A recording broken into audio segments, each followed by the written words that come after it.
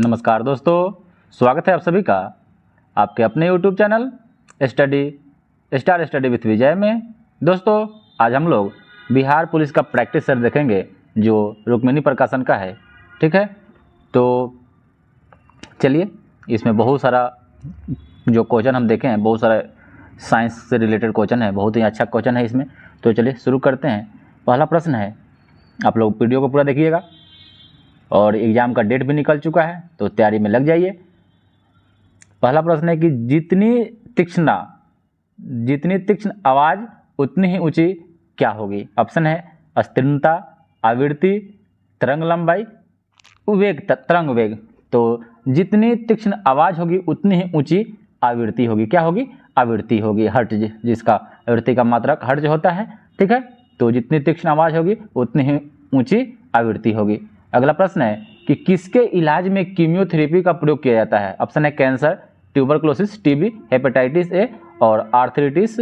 तो कीमियोथेरेपी का जो उपयोग होता है यह कैंसर के उपचार में किया जाता है। ठीक है, कैंसर जो बीमारी हो जाती है उसी के उपचार में कीमियोथेरेपी किया जाता है। ठीक है, और एक कैंसर से प्रश्न आपको पूछता है कि ब्लड कैंसर को किस नाम से जानते हैं। तो ब्लड कैंसर को ल्यूकेमिया के नाम से जानते हैं। ल्यूकेमिया के नाम से ब्लड कैंसर को जाना जाता है। ठीक है, और जितने देर में शरीर में कैंसर स्थापित होती है उस समय को लेटेंट पीरियड के नाम से जाना जाता है। ठीक है, चलिए अगला प्रश्न है कि जब एक श्वेत प्रकाश ग्लास प्रिज्म से गुजरता है तो निम्न में से कौन सा रंग सर्वाधिक अपरिवर्तित होता है। तो जब श्वेत प्रकाश ग्लास प्रिज्म से गुजरता है तो जो नीला रंग होता है, नीला रंग सबसे सर्वाधिक अपरिवर्तित होता है। अगला प्रश्न देखते हैं कि एक साइकिल चालक जब मोड़ लेता है तब अंदर की तरफ लटकता है, जबकि कार चालक उसी मोड़ पर बाहर की ओर धकेला महसूस करता है। इसका कारण क्या है। तो इसका कारण है कि साइकिल सवार और कार की चाल दोनों ही केंद्रीय बल महसूस करते हैं। ठीक है, इसी कारण। अगला प्रश्न है कि साइनस वेनोसस किस प्रकार का रुधिर ले जाता है। साइनस वेनोसस किस प्रकार का रुधिर ले जाता है। ऑप्शन है शुद्ध रक्त, अशुद्ध रक्त, मिश्रित रक्त, तीनों प्रकार का। तो जो साइनस वेनोसस होता है वह अशुद्ध रक्त ले जाता है। तो इसमें चलिए अब हम आप लोगों को बता देते हैं। जैसे हम लोग जानते हैं कि सीरा में क्या होता है, सीरा में अशुद्ध रक्त होता है, धमनी से शुद्ध रक्त बहता है। लेकिन अब इसी में दो अपवाद आप याद रखिएगा। एक होता है पोलोनोमरी धमनी। तो धमनी से तो जानते हैं शुद्ध रक्त यानी ऑक्सीजन रहित रक्त, ऑक्सीजन सहित रक्त। तो पोलोनोमरी धमनी होगा तो वहाँ क्या हो जाएगा, कार्बन डाइऑक्साइड युक्त रक्त हो जाएगा यानी अशुद्ध रक्त हो जाएगा, यहाँ अपवाद में है। और उसी तरह पोलोनोमरी सीरा हो जाएगा तो वहाँ शुद्ध रक्त हो जाएगा, ऑक्सीजन युक्त रक्त हो जाएगा, ऑक्सीजन युक्त रुधिर रक्त हो जाएगा। ठीक है, तो साइनस वेनोसस किस प्रकार रुधिर ले जाता है, तो अशुद्ध रक्त ले जाता है। अगला प्रश्न है कि select the word similar in the meaning of the word given. Deadline, option है limited, period, cut off, bound. तो डेडलाइन है, डेडलाइन का सिमिलर वर्ड खोजना है तो क्या हो जाएगा, लिमिटेड हो जाएगा। अगला प्रश्न है which of the flowing word from a new word by adding the suffix FIDE. Option है हैंडीफाइड, सेल्फाइड, बोनाफाइड, क्रूलिफाइड। तो इसका जो राइट आंसर हो जाएगा बोनाफाइड। क्या हो गया यार मुझे। चलिए अगला प्रश्न देखते हैं कि choose the correct question tag of the sentence given below. Let Navneet write. तो इसका जो क्वेश्चन टैग होगा विल यू, क्या होगा, विल यू। अगला प्रश्न है कि find out the parts of speech of the word of. तो आई मस्ट बी ऑफ क्या हो जाएगा, तो ऑफ यहाँ क्या हो जाएगा, या एडवर्ब हो जाएगा। क्या हो जाएगा, I must be of adverb है। अगला प्रश्न है कि find out the correctly spelled word from the given option. तो गिवन ऑप्शन में एम्बैरेसमेंट है जो ये आपका राइट आंसर है। ठीक है, ऑप्शन नंबर ए देख लीजिए, ऑप्शन EMBARRACAMENT एम्बैरेसमेंट होता है। ठीक है, चलिए अगला प्रश्न है मैथ्स का क्वेश्चन है कि यदि x/y = 2 है तो y² / x² का मान क्या हो जाएगा। तो यहाँ x का मान आपको क्या हो जाएगा, x = 2y हो जाएगा, x इजकल टू 2y हो जाएगा। तो x के जगह पर 2y का स्क्वायर कर दीजिए तो ये हो जाएगा कितना 4y स्क्वायर, y स्क्वायर से y स्क्वायर कट गया तो क्या हो जाएगा 1/4, राइट आंसर। चलिए अगला प्रश्न है कि एक व्यक्ति 9% के साधारण ब्याज पर 8500 रुपये उधार लेता है, ठीक है, और 2.1/2 यानी 2 दूना 4 5/2 वर्ष के अंत में वह कितनी राशि का भुगतान करेगा, ठीक है। तो 8500 रुपये लेता है 9% के हिसाब से, तो आप इसको 9×45/2 निकाल दीजिए इसका, तो भुगतान कितना करेगा 10,412 रुपया 50 पैसा, ठीक है। चलिए अगला प्रश्न है कि यदि किसी राशि का 1/3 12 रुपये है तो उस राशि का 1/4 क्या होगा। तो 1/3 12 रुपया है तो टोटल कितना हो जाएगा 36 रुपया, और उसका 1/4 कितना होगा 9 रुपया, ठीक है। चलिए अगला प्रश्न है कि यदि एक नहर की खुदाई 50 श्रमिक 4 घंटे लगातार लगाकर पूरा करते हैं तो 30 श्रमिक कितना में करेंगे। तो आप देख लीजिए 50 श्रमिक 4 घंटे में, तो टोटल काम कितना करेंगे 200 में 200 हो जाएगा टोटल वर्क। तो उसको 200 वर्क को 30 श्रमिक से कराएंगे तो कितना हो जाएगा 20/3, यानी 20/3 का मतलब होता है 3 × 18 6 घंटा 40 मिनट, क्या होता है 6 घंटा 40 मिनट में पूरा कर लेंगे। अगला प्रश्न है कि 1050 रुपया है, ठीक है, उसको PQR में बांट देना है। तो P का हिस्सा, Q का हिस्सा, R का हिस्सा के कुल हिस्से का 2/5 है, तो P को कितने रुपए मिलेंगे, ठीक है। तो ये तो ऑप्शन है, ऑप्शन से इसको बना सकते हैं, तो P को 300 रुपये मिलेंगे, ठीक है।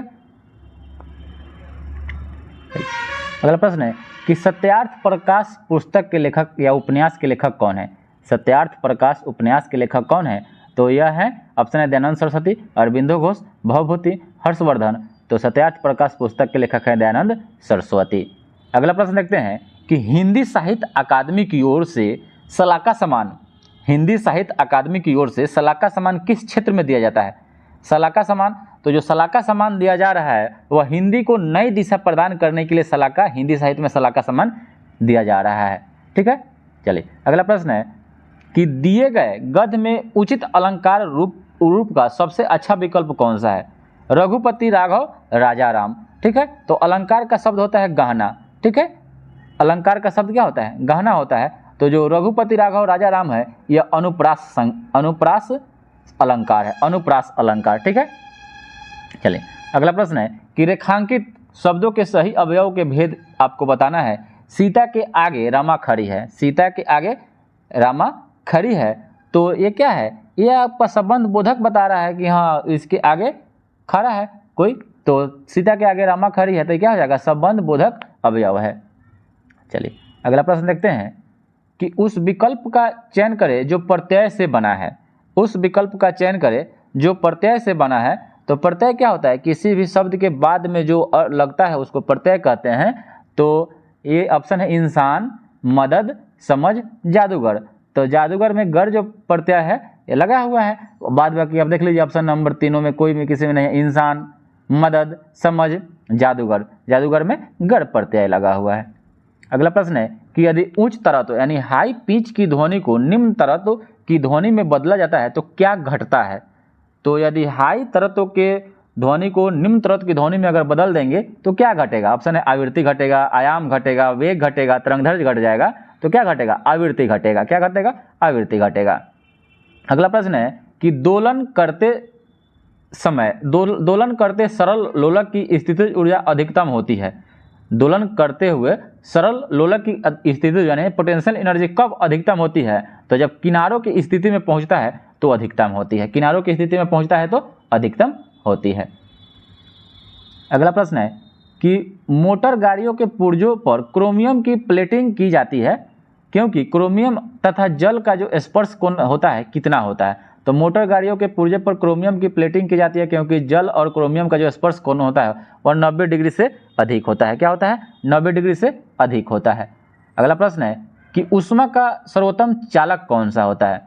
तो ऊष्मा का जो सर्वोत्तम चालक होता है वह पारा होता है। कौन होता है, पारा होता है। और वहीं आपसे पूछता है कि विद्युत का सर्वोत्तम चालक कौन होता है, तो चांदी होता है। कौन होता है, चांदी होता है। चलिए अगला प्रश्न है कि ऊर्जा वहन नहीं करती है। ऊर्जा वहन नहीं करती है, तो ऊर्जा जो होती है अप्रगामी जो तरंगे होती हैं उसमें ऊर्जा वहन नहीं करती है। जबकि अनुप्रस्थ होती है तो अनुप्रस्थ में प्रकाश तरंगे उत्पन्न करती है और अनुदैर्ध्य होती है उसमें ध्वनि तरंगे उत्पन्न करती है, वहन करती है। अगला प्रश्न है कि यदि अभिलंब बल को दुगुना कर दिया जाए, यदि अभिलंब बल को दुगुना कर दिया जाए तो घर्षण गुणांक का मान कितना होगा। तो अभिलंब को अगर दुगुना कर देंगे फिर भी घर्षण गुणांक जो होगा उसका मान उतना ही रहेगा, अपरिवर्तित यानी बदलेगा नहीं। अगला प्रश्न है कि 5 लीटर बेंजीन जिसका फॉर्मूला बेंजीन का होता है C6H6 और इसी में आपको C6H5 और OH कर देंगे तो ये फिनॉल का फॉर्मूला हो जाएगा। ठीक है, जब फिनॉल की अभिक्रिया जिंक से कराते हैं तो बेंजीन बनता है, तो उसका फॉर्मूला होता है C6H6। दोनों खूब पूछता है क्वेश्चन। तो 5 लीटर बेंजीन का जो भार होता है और गर्मी सर्दी दोनों मौसम में बराबर होता है, 5 लीटर का 5 लीटर ही रहेगा। अगला प्रश्न है यदि किसी स्प्रिंग से विद्युत धारा प्रवाहित की जाती है तो स्प्रिंग में क्या होता है। यदि किसी स्प्रिंग से विद्युत धारा प्रवाहित की जाती है तो स्प्रिंग में क्या होगा।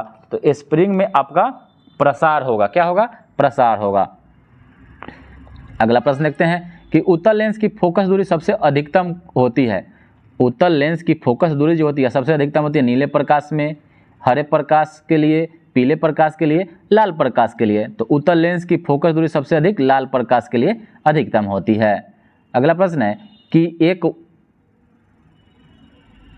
एक वस्तु की निश्चित दिशा में चाल नियत है, एक वस्तु की निश्चित दिशा में चाल नियत है तो क्या होगा। तो निश्चित रूप से त्वरित गति करेगा, हो सकता है कि त्वरित गति हो, उसका नियत वेग होगा, त्वरित गति नहीं होगी। तो एक वस्तु की निश्चित दिशा में चाल नियत है, इसका मतलब उसका नियत वेग होगा। क्या होगा, नियत वेग होगा। अगला प्रश्न है कि पुष्टि मार्ग की स्थापना किसने की थी। ऑप्शन है चैतन्य, मानक, सूरदास, वल्लभाचार्य। तो पुष्टि मार्ग के दर्शन की स्थापना वल्लभाचार्य के द्वारा की गई थी। अगला प्रश्न है कि मानव शरीर में हीमोग्लोबिन का कार्य क्या है। मानव शरीर में हीमोग्लोबिन का कार्य क्या है। तो हीमोग्लोबिन का जो कार्य है ऑक्सीजन का शरीर में वहन करना यानी परिवहन करना। ठीक है, यातायात जो होते उसको भी कह सकते हैं। तो हीमोग्लोबिन में आयरन पाया जाता है। क्या पाया जाता है, आयरन पाया जाता है। ठीक है, चलिए अगला प्रश्न है कि हिंदू विधि पर एक पुस्तक है मिताक्षरा किसके द्वारा लिखी गई है या किसने लिखी है। तो हिंदू विधि पर एक पुस्तक मिताक्षरा जो इसके लेखक हैं बी ज्ञानेश्वर। कौन है, बी ज्ञानेश्वर। बी ज्ञानेश्वर ने मिताक्षरा पुस्तक को लिखे हैं। अगला प्रश्न है कि बीज के बुआई के समय सामान्यतः निम्न में से किस उर्वरक का प्रयोग किया जाता है। ठीक है, तो निम्न है तो ऑप्शन तो पढ़ना पड़ेगा, नाइट्रेट, पोटास, फास्फोरस, कैल्शियम। तो बीज की बुआई के समय नाइट्रेट का उपयोग उर्वरक के रूप में करते हैं। अगला प्रश्न है कि वाशिंग सोडा जिसको धोने वाला सोडा कहा जाता है इसका फॉर्मूला क्या है। तो यह क्या है, तो वाशिंग सोडा सोडियम कार्बोनेट को कहते हैं। किसको कहते हैं, सोडियम कार्बोनेट। इसका फॉर्मूला होता है Na2CO3। क्या होता है, Na2CO3 होता है। और सोडियम बाइकार्बोनेट को खाने वाला सोडा के नाम से जानते हैं। खाने वाला सोडा के नाम से NaHCO3। क्या, ठीक है, NaHCO3। अगला प्रश्न है कि कनिष्क ने किसको प्रोत्साहन दिया था। तो कनिष्क ने किसको प्रोत्साहन दिया था। तो ऑप्शन है महायान बौद्ध धर्म को, हीनयान बौद्ध धर्म को और भागवतवाद को। तो कनिष्क ने महायान बौद्ध धर्म यानी जो बौद्ध धर्म के दो शाखाएं थी महायान और हीनयान, तो कनिष्क ने महायान बौद्ध धर्म को प्रोत्साहन दिया था। तो कनिष्क किस वंश से था, तो कुषाण वंश से था। और कुषाण वंश का सबसे महान जो शासक हुआ वह कनिष्क हुआ था। ठीक है, और कुषाण वंश का संस्थापक कुजुल कटफिसस था, लेकिन वास्तविक संस्थापक बिंग कटफिसस को माना जाता है। ठीक है, अगला प्रश्न है कि मॉन्ट्रियल प्रोटोकॉल निम्न में से संबंधित है। ओजोन अवक्षय से, नाभिकीय आयुध से, बारूदी सुरंग से, समुद्री तल से। तो जो मॉन्ट्रियल प्रोटोकॉल 1987 में हुआ था यह ओजोन अवक्षय से है। किससे है, ओजोन अवक्षय से है। अगला प्रश्न है कि भारत में थोक कीमत सूचकांक यानी होलसेल प्राइस इंडेक्स की एक असुविधा कौन सी है। तो भारत में थोक कीमत सूचकांक की एक असुविधा आपको बनाना है क्योंकि यह सेवा विभाग के लिए पर्याप्त नहीं है। सेवा विभाग के लिए पर्याप्त नहीं है। अगला प्रश्न है कि नीली क्रांति का संबंध किससे है। नीली क्रांति का जो संबंध है वह मत्स्य उद्योग से है। किससे है? मत्स्य उद्योग से है। अगला प्रश्न है कि भारत में किस किस्म की कॉफ़ी का उत्पादन किया जाता है? तो भारत में अरेबिका किस्म की एक कॉफ़ी है, उसी का उत्पादन किया जाता है। ऐसे होता है भारत में चारों की कॉफ़ी का चारों किस्म होता है। ठीक है, चलिए अगला प्रश्न है कि वह गैस जो नोबेल गैस कहलाती है। तो वह गैस जो नोबेल गैस कहलाती है, तो अक्रिय गैसों को नोबेल गैस के नाम से भी जानते हैं, जिसका खोज रैमजे के द्वारा किया गया था। और अक्रिय गैसों की संख्या 6 है, जिसमें आपको ऑप्शन देखना है हीलियम, ऑक्सीजन, नाइट्रोजन, हाइड्रोजन। तो नोबेल गैस हीलियम है और हीलियम की खोज लोकेयर के द्वारा की गई थी। लोकेयर के द्वारा हीलियम गैस की खोज की गई थी। अगला प्रश्न है कि निम्नलिखित में से कौन सा तत्व स्वतंत्र अवस्था में पाया जाता है? स्वतंत्र अवस्था में पाया जाता है, बहुत बार क्वेश्चन में पूछता है। तो जो सल्फर होता है वह स्वतंत्र अवस्था में पाया जाता है। चलिए अगला प्रश्न देखते हैं कि सूक्ष्म जीवाणुओं से प्राप्त वे तत्व कौन से हैं जिनका उपयोग सूक्ष्म जीवाणुओं को नष्ट करने के लिए किया जाता है? तो सूक्ष्म जीवाणुओं से प्राप्त वे तत्व कौन से हैं जिनका उपयोग सूक्ष्म जीवाणुओं को नष्ट करने के लिए किया जाता है? तो यह है प्रतिजैविक एंटीबायोटिक। ठीक है, तो सूक्ष्म जीवाणु से ही प्राप्त होते हैं और एंटीबायोटिक जो होते हैं वह सूक्ष्म जीवाणु से ही प्राप्त होते हैं। और पहला एंटीबायोटिक कौन है? तो आपका पेनिसिलिन है। और पेनिसिलिन की खोज किसने की थी? अलेक्जेंडर फ्लेमिंग ने 1926 ईस्वी में। वह पेनिसिलियम नामक कवक से प्राप्त होता है। अगला प्रश्न है कि सर्विस स्टेशनों पर मोटर कारों की जाने वाली प्रदूषण जांच द्वारा निम्नलिखित में से किसकी जांच व अनुमान किया जाता है? तो सर्विस स्टेशनों पर मोटर कारों की जाने वाली प्रदूषण जांच केंद्रों में किसका जांच किया जाता है? तो उसमें शीशा और कार्बन के कण का जांच किया जाता है। ठीक है, तो शीशा और कार्बन का कण, अगर कार्बन का कण नहीं रह भी रहे तो शीशा आप आंख मूंद के मारिएगा, सही है, शीशा का ही जांच किया जाता है। ठीक है, अगला प्रश्न है निम्नलिखित में से किसने ढोल की तेज आवाज के साथ एक महिला का अपने पति की चिता के साथ स्वतः को जला लेने के दृश्यों का भयानक चित्रण किया है? तो ऑप्शन है इब्न बतूता, बर्नी बदायूं, अमीर खुसरो। तो इब्न बतूता ने यह मतलब दृश्यों का भयानक चित्रण किया है, इब्न बतूता ने। ठीक है, और इब्न बतूता मोरक्को से आया था। ठीक है, कहाँ से आया था? दक्षिण अफ्रीका का एक देश है मोरक्को, वहीं से इब्न बतूता आया था। अगला प्रश्न है कि औरंगजेब ने ज़्यादा भवनों का निर्माण नहीं करवाया, इसका कारण क्या है? तो उसने वास्तुकला में कोई रुचि नहीं थी, कारीगर उपलब्ध नहीं थे, वह मितव्ययी था, उसके शासनकाल में निरंतर युद्ध करने पड़े। तो इसका राइट आंसर हो जाएगा उसके शासनकाल में निरंतर युद्ध करने पड़े, इसीलिए इन्होंने भवन का निर्माण नहीं किया। अगला प्रश्न है कि शाहजहाँ का मकबरा कहाँ स्थित है? शाहजहाँ का मकबरा कहाँ स्थित है? तो शाहजहाँ का जो मकबरा है, ऑप्शन है आगरा, लाहौर, दौलताबाद, दिल्ली। तो इसका जो राइट आंसर हो जाएगा आगरा में है। कहाँ है? आगरा में है। शाहजहाँ का मकबरा कहाँ है? आगरा में है। अगला प्रश्न है कि इंडियन ऑयल कॉरपोरेशन का सबसे बड़ा रिफाइनरी कहाँ स्थित है? तो इंडियन ऑयल कॉरपोरेशन IOC का सबसे बड़ा रिफाइनरी कहाँ स्थित है? तो यह हल्दिया में है। हल्दिया कहाँ है? पश्चिम बंगाल में है। ठीक है, चलिए। और तेल शोधक कारखाना डिगबोई की स्थापना कब हुई थी? तो 1901 ईस्वी में हुई थी। ठीक है, चलिए अगला प्रश्न है कि द्विपक्षीय सैनिक अभ्यास व्यायाम और वरुण का 21वां संस्करण 16 से 20 जनवरी 2023 को किन दो देशों के बीच में किया गया? तो द्विपक्षीय नौसैनिक अभ्यास व्यायाम वरुण का जो 21वां संस्करण 2023 में भारत और फ्रांस के बीच में हुआ। किसके बीच में? भारत और फ्रांस देश के बीच में हुआ। अगला प्रश्न है कि जनवरी 2023 में आयोजित कार्यक्रम मिस यूनिवर्स 2022 का खिताब किसने जीता? तो 2023 में आयोजित मिस यूनिवर्स का खिताब आर बोनी गब्रियल ने जीती इसको, आर बोनी गब्रियल। अगला प्रश्न है कि भारत के लिए राष्ट्रीय हरित हाइड्रोजन मिशन के तहत शुद्ध शून्य उत्सर्जन के लिए लक्ष्य वर्ष क्या है? तो इसका जो लक्ष्य वर्ष है 2070 तक है। ठीक है, अगला प्रश्न है कि द शील्ड कोविशील्ड पुस्तक के लेखक कौन है? तो द शील्ड कोविशील्ड पुस्तक के लेखक जो हैं वह हैं प्रकाश कुमार सिंह। कौन है? प्रकाश कुमार सिंह। चलिए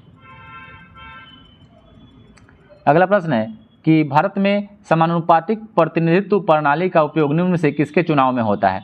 तो भारत में समानुपातिक प्रतिनिधित्व प्रणाली का उपयोग किसके चुनाव में होता है। तो ऑप्शन है राज्यसभा के सदस्य, राज्यों के विधान परिषदों के सदस्य, उपराष्ट्रपति, उपयुक्त में से सभी। तो सभी के चुनाव में यह प्रतिनिधित्व प्रणाली अपनाई जाती है। अगला प्रश्न है कि वह संघ राज्य क्षेत्र का नाम बताइए जहां निर्वाचित विधानसभा और मंत्री परिषद है। ठीक है, तो यह है पुडुचेरी। कौन है? पुडुचेरी।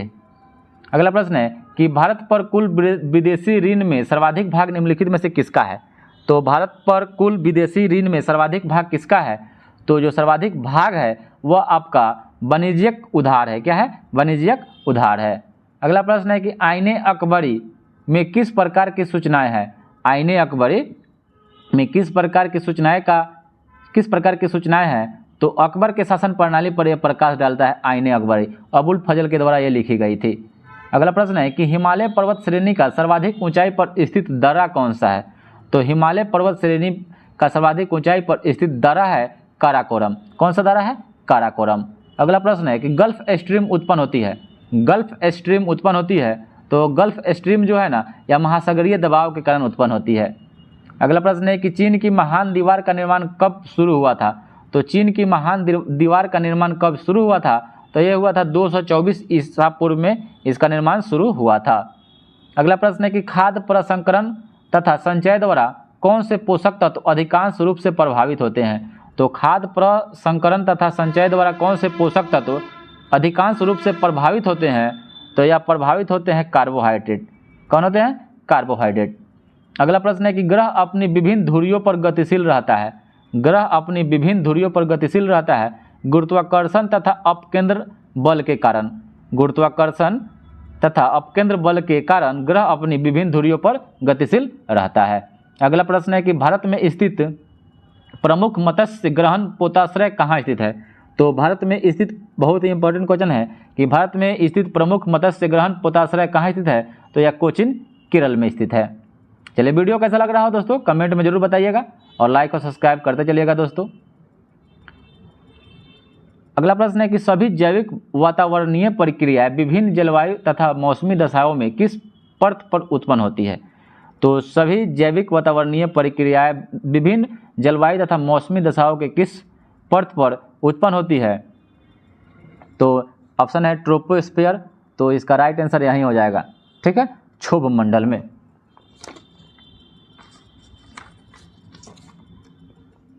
अगला प्रश्न देख लेते हैं कि संसद में प्रस्तुत बिल एक अधिनियम बन जाता है।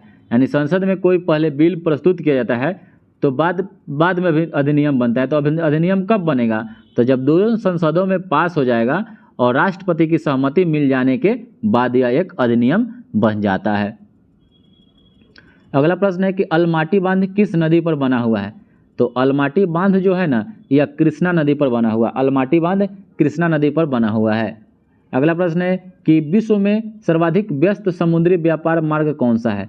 तो विश्व में सर्वाधिक व्यस्त समुद्री व्यापारी मार्ग जो है वह आपका अटलांटिक महासागर है। कौन है? अटलांटिक महासागर है। अगला प्रश्न है कि कथन है कि भारत एक समृद्धशाली देश है जिसमें गरीब लोग निवास करते हैं का तात्पर्य क्या है। तो इसका राइट आंसर हो जाएगा देश में मूल्यवान विस्तृत संसाधन है लेकिन उसका उचित प्रकार से दोहन नहीं हुआ है। ठीक है, चलिए अगला प्रश्न है कि राज्य का नाम बिहार कब पड़ा। तो राज्य का नाम यानी बिहार राज्य का नाम बिहार कब पड़ा। हर्षवर्धन के काल में, शेर शाह सूरी के काल में, मीर कासिम के काल में या 12वीं शताब्दी में। तो इस हो जाएगा 1912 यानी 12वीं शताब्दी में। चलिए अगला प्रश्न है कि कोटोपैक्सी ज्वालामुखी किस देश में स्थित है। तो माउंट कोटोपैक्सी जो है ज्वालामुखी यह इक्वाडोर में है। किस देश में है? इक्वाडोर में है। अगला प्रश्न है कि विश्व की सबसे व्यस्त व्यापारिक नदी कौन सी है।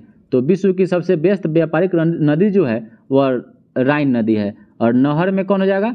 कील नहर। कौन हो जाएगा? कील नहर। अगला प्रश्न है कि यह एक मैथ का क्वेश्चन है कि कौन सी संख्या निम्न कौन सी संख्या से 2272 तथा 875 को भाग करने पर समान शेषफल आएगा।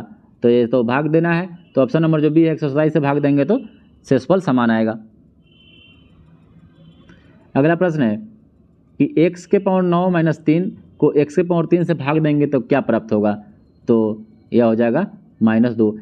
तो दोस्तों यहाँ तो वीडियो बहुत बड़ा हो जाएगा, तो आप लोग टेलीग्राम से भी जुड़ सकते हैं। टेलीग्राम का लिंक आपको डिस्क्रिप्शन में दे देंगे और वहाँ पर जितना मैथ और रीजनिंग होगा उसको बनाकर PDF डाल दिया जाता है। तो आप लोग दोस्तों चैनल को सब्सक्राइब कीजिए और टेलीग्राम से जुड़िए। चलिए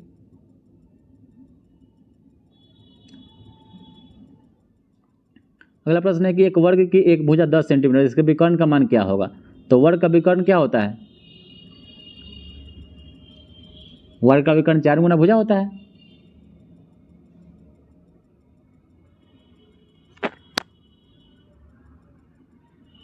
तो इसका राइट आंसर हो जाएगा 10√2। वर्ग का परिमाप होता है, वर्ग का परिमाप 4 गुना हो जाता है, सॉरी, और वर्ग में एक भुजा 10 सेंटीमीटर है, तो इसके विकर्ण जो हो जाएगा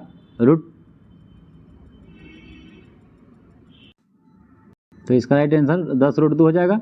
अगला प्रश्न है मैथ का है, इसको भी बना दिया जाएगा। चलिए बता ही देते हैं कि 180 मीटर लंबे एक प्लेटफॉर्म को 150 मीटर लंबी एक रेलगाड़ी 18 सेकंड में पार कर जाती है। तो 180 मीटर लंबे एक प्लेटफॉर्म को 150 मीटर एक रेलगाड़ी, दोनों को जोड़ दीजिए, ठीक है, और 18 सेकंड से भाग दे दीजिए और किलोमीटर प्रति घंटा में भाग देना है, तो 18/5 से गुना कर देना है, तो 66 किलोमीटर प्रति घंटा आ जाएगा। चलिए अगला प्रश्न है कि भाववाचक संज्ञा चुनना है। वकीलता, ठीक है, वकालत, वकीलता, वकीलत, तो इसमें वकालत होता है या वकीलता वकीलता नहीं होता है, तो भाववाचक संख्या वकालत हो जाएगा, ठीक है। अगला प्रश्न है कि सुख दुख का सही समास चुनना है। तो सुख दुख जो है ना, यह कौन समास है, तो सुख और दुख, तो यह द्वंद्व समास है, ठीक है। चलिए अगला प्रश्न है कि पतन का विपरीतार्थक शब्द बताना है। नहीं, पतन का विपरीतार्थक शब्द हो जाएगा उत्थान हो जाएगा। उत्थान मतलब ऊपर उठना, पतन मतलब नीचे गिरना, ठीक है। अगला प्रश्न है कि माधव मुक्ति बोध जी द्वारा रचित रचना नहीं है। तो माधव मुक्ति बोध जी द्वारा चांद का मुंह टेढ़ा, भूरी भूरी खाक धूल और नए साहित्यकार का सौंदर्य शास्त्र लिखा गया है, जबकि अंधा युग नहीं लिखा गया है। अगला प्रश्न है कि पृथ्वीराज रासो किस लेखक की रचना है। तो पृथ्वीराज रासो चंद्रवरदाई की रचना है, ठीक है, चंद्रवरदाई की रचना है। अगला प्रश्न है कि माउंट आबू जो दिलवारा जैन मंदिरों का निर्माण किसने करवाया था। तो ये राजस्थान में है और दिलवारा का जैन मंदिर जो था ना, यह सोलंकी शासकों ने बनवाया था। किसने, सोलंकी शासकों ने बनवाया था। अगला प्रश्न है कि निम्नलिखित में से कौन सा स्थान बौद्ध धर्म से संबंधित नहीं है। नालंदा, सोमनाथ, सारनाथ, बोधगया, तो जो सोमनाथ है यह बौद्ध धर्म से संबंधित नहीं है। अगला प्रश्न है कि निम्नलिखित में से किस अधिनियम द्वारा ईस्ट इंडिया कंपनी के व्यापारिक अधिकारों को समाप्त कर दिया गया था। तो व्यापारिक अधिकारों को ईस्ट इंडिया को समाप्त कर दिया गया 1833 के चार्टर अधिनियम के द्वारा। अगला प्रश्न है कि वायुमंडल की ओजोन परत पृथ्वी को बचाती है। तो वायुमंडल की ओजोन परत पृथ्वी को बचाती है पराबैंगनी किरण से, ठीक है। अगला प्रश्न है कि विश्व की प्रजातियों और उनके निवास स्थल के जोड़े प्रस्तुत हैं, गलत आपको बताना है, ठीक है। तो पिग्मी कांगो बेसिन में सही है, बद्दू सऊदी अरब में सही है, एक्जिमो उत्तरी अमेरिका और टुंड्रा प्रदेश में पाई जाती है, और सकाई जो है साइबेरिया में नहीं पाई जाती है, तो ये आपका सही हो जाएगा। अगला प्रश्न है कि निम्नलिखित में से कौन सा धात्विक खनिज है। ऑप्शन है कोयला, चूना पत्थर, जस्ता, जिप्सम, तो धात्विक खनिज जस्ता है, ठीक है। अगला प्रश्न है कि निम्नलिखित में से कौन सा तत्व लोहे का अयस्क नहीं है। तो मैग्नेटाइट है, हेमेटाइट है, सीडेराइट है, लेकिन लिग्नाइट नहीं है। भूरा कोयला लिग्नाइट को कहा जाता है, ठीक है। अगला प्रश्न है नेपाल के नए प्रधानमंत्री कौन बने हैं। तो नेपाल के नए प्रधानमंत्री पुष्पकमल दहल प्रचंड बने हैं। अगला प्रश्न है निम्नलिखित में से कौन सा शहर जापान का मैनचेस्टर कहलाता है। तो जापान का मैनचेस्टर ओसाका को कहा जाता है। किसको, ओसाका को मैनचेस्टर कहा जाता है जापान का। अगला प्रश्न है कि भारत में सर्वोच्च माना गया है। तो भारत में सर्वोच्च जो माना गया है वह संविधान को माना गया है। किसको, संविधान को सबसे भारत में सर्वोच्च माना गया है। अगला प्रश्न है कि 42वां संविधान संशोधन द्वारा प्रस्तावना में कौन सा शब्द जोड़ा गया था। तो 42वां संविधान संशोधन द्वारा जो 1976 में हुआ था उसमें समाजवाद शब्द को जोड़ा गया था। समाजवाद शब्द को 1976 में जोड़ा गया था, ठीक है। अगला प्रश्न है कि भारतीय संविधान के किस संशोधन के परिणाम स्वरूप संपत्ति का अधिकार मूल अधिकारों की सूची से हटा दिया गया।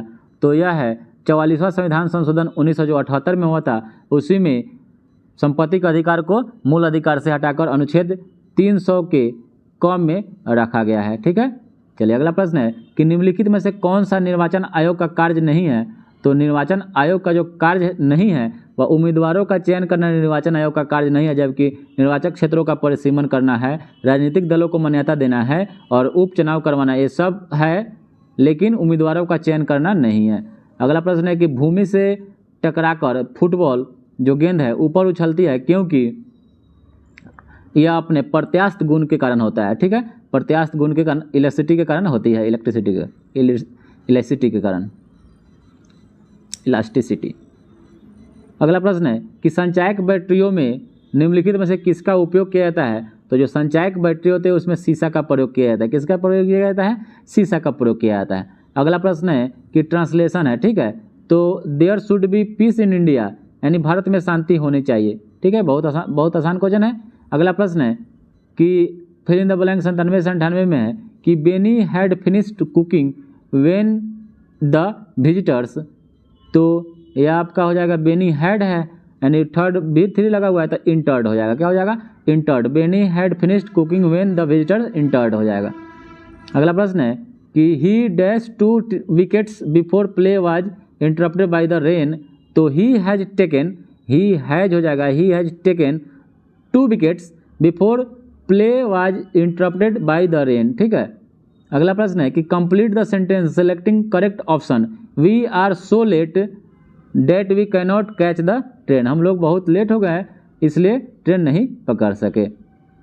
अगला प्रश्न है कि select the correct indirect speech for the flowing, the master says have you seen the map, master ने कहा क्या तुम मैप देखे हो, तो इसका जो राइट आंसर हो जाएगा the master inquiries if he has seen the map, इसका right answer option number C हो जाएगा। तो दोस्तों आज के लिए इतना ही, फिर दूसरे प्रैक्टिस सेट को लेकर आएंगे और बिहार पुलिस का जो डेट आ गया है एग्जाम का, तो रोज दिन 2-2 सेट बनाइए, प्रतिदिन एक सुबह एक शाम में सेट आएगी। तो आप लोग चैनल को सब्सक्राइब कर लीजिए और दोस्तों के साथ शेयर करिए। ठीक है दोस्तों।